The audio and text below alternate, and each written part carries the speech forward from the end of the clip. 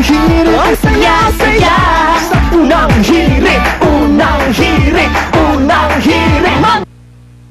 Yun ang kanyang kakayanan sa magnitude. Alright. Now, sir, usually ba saan niyo po ginagamit itong klaseng telescope na ito? Ito ay nung din napunta rito, year 2000, ay ginagamit namin ito para sa variable star observation, kung saan yung variability ng isang stars ay aming nadetect.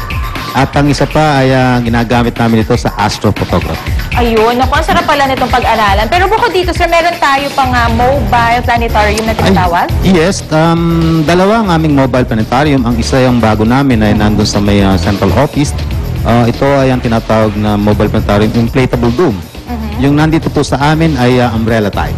Alright. At So, yan ay ginagamit namin para sa popularization ng astronomy na kung saan ay kami ay nagpupunta sa mga iba't ibang eskwelahan at kami ay nagpapundak ng astronomy lectures. ayun. Naku, napakarami talagang pwedeng gawin. So, ngayong weekend, mga kapusok, wala po kayong pupuntahan. Subukan nyo nang pumunta dito at siguradong bukod sa magiging masaya, magiging very educational pa ang inyong weekend. Babalik po unang hirit. Thank you so much, sir.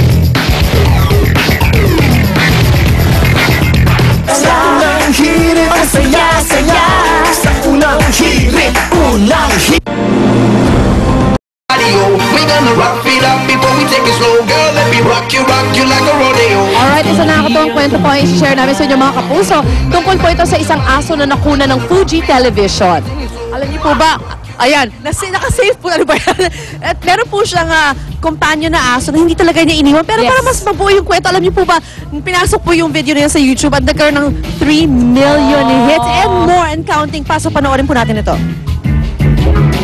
あれかな、犬がいます。犬が、ちょっともう、汚れて。 Sa video na ito, nakuha ilang araw matapos ang lindol at tsunami na tumama sa Japan. Makikita kung gaano kabalisa ang asong ito.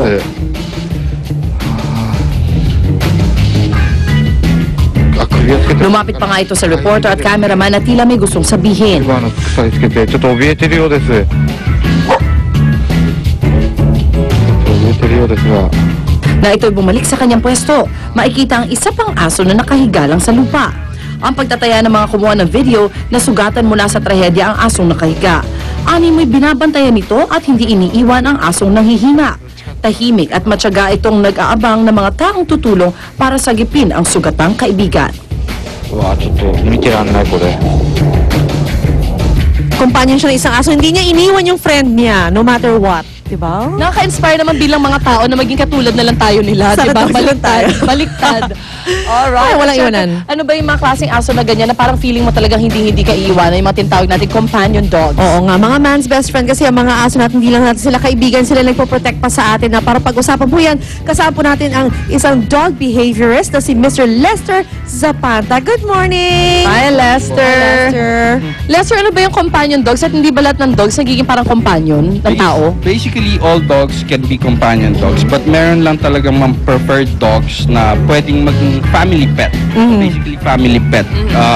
Kailangan kasi sa pagiging companion dogs, the dog should be relaxed around kids. So hindi pwede yung mga guard dogs, yung mga nilalagay sa mga malls, pwede ba yun? Pwede. Basically, a Doberman is a good family pet. Because they are highly intelligent. Pero bakit ang bad rep yung mga Doberman? Looking sila eh. Fierce looking sila yung... Not because they hurt people na they don't know, parang ganon. Oo naman. No. They're not fierce that way. Okay, so ano ang mga breed ang best na companion dogs? Most of the breeds na magandang companion dogs are the small dogs, lap dogs. And also, yung mga highly intelligent dogs like Labradors and other breeds. Like Belgian Malinois. Belgian Malinois, high prey drive, pero pwede rin siyang ma-train to be a companion dog depending on how you raise up it Sa bagay. from being a puppy. Paano yung Aspin? Yung tinatawag Aspin, dating formerly good. known as Ascal. Yeah, Aspin is good. They're good kasi most of the time mas behave sila sa purebred dogs. Kasi yung purebred dogs usually na-spoil sila. Sanay sa hirap yung mga Aspin. Alam mo naman, adaptable. And lalo silang lumalapit dun sa mga sa mga family members kasi hindi nga sila masyadong napapansin. Pero di ba you have to observe also yung nangyari, yung history ng dog? Kasi paano kung galing sa abused? Oo, yung abused, household. If for example galing sila sa abused household, what you should do is you should consult a behaviorist kung paano niya magagawa ng paraan na magiging companion dog siya. But all the dogs can be companion dogs. Okay, what are the breeds that we have here? The breeds that we have here are Boston Terrier, Labrador, Siberian Husky, and Yorkshire Terrier and Chihuahua. Yung Yorkshire Terrier and Chihuahua, basically, they are like the toy dogs. And Siberian Husky is my super favorite at hindi lang pala siya maganda. Future dog mo yan, Mare. Future dog, mabait na kaibigan pa dahil makakasama natin ngayon si Mr. Mike Salzider, iniligtas daw ng kanyang aso. Hi, Mike. Welcome. Morning. Mike, magkwento ko naman sa akin. Paano nangyari? Ano nangyari sa'yo? Actually, not sa akin. No? Doon sa kasama ko sa bahay. Okay. Kasi kagawad siya sa amin. So, parang inatake siya sa gallbladder niya. Sumasakit. Tapos, he was in so much pain in the middle of the night. Tapos, ang ginawa ni Kyla, yung dog ko, yung Siberian, nag-howl siya na nag-howl. Parang humingi siya ng tulong doon sa mga neighbors. Tapos, ayun, parang, syempre, na-disturb yung mga neighbors. Nabulabog sila. So, ayun, kinatok nila, pumasok sila sa bahay, then ayun, nakita nga nila that he was already in pain. Yan. Ang galing naman ng dog mo. Anong reward mo sa kanya? Pagkatapos, di ba? Walk. Okay.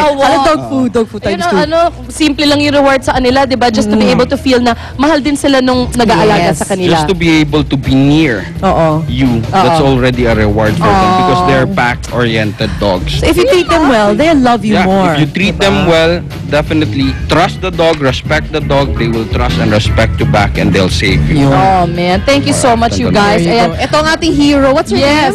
Kyla. Congratulations, Mami Kyla. Mami Kyla, bago pa nga. Ang galing. Thanks so much, guys. Thank you, Lester Mike. Thank you. Alright, mga kapuso, dyan po kayo. Babalik agad ako ng hirit. Go, dogs.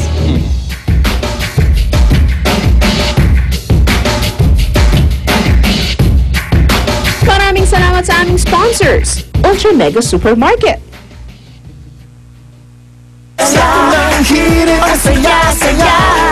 The North Face 100 once again challenges individuals to break all boundaries and define their personal limits with the North Face 100 Ultra Marathon Trail Running Challenge. This year's leg happens in Camp Sur on April 30 to May 1, 2011. Visit the North Face stores for registration and more details. Iba na ngayon, panahon na ng suddenly.